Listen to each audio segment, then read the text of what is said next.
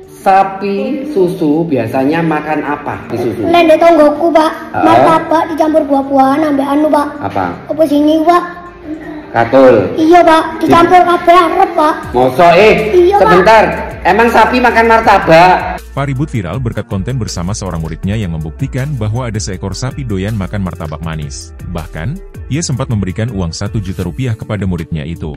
Namun, di balik aksi tersebut, ternyata Pak Ribut mendapat honor tak seberapa. Sebagai guru honorer, Pak Ribut hanya menerima gaji Rp250.000 per bulan. Meski gajinya kecil, Pak Ribut mengaku bangga menjadi guru. Karena saya senang mencetak, mencerdaskan anak didik bangsa. Mulai dari tidak bisa membaca hingga bisa membaca. Dari orang yang tidak jadi apa-apa, alhamdulillah murid-murid Pak Ribut ada yang sukses. Ada yang jadi tentara, polisi. Itu sebuah kebanggaan seorang guru, katanya, dikutip Suryako ID. Selain itu, Pak Ribut juga senang bisa bertemu murid-muridnya. Apalagi bisa kumpul dengan anak yang lucu-lucu. Banyak pengalaman, imbuhnya. Demi mencukupi kebutuhan, Pak Ribut tidak hanya mengandalkan gaji sebagai guru honorer.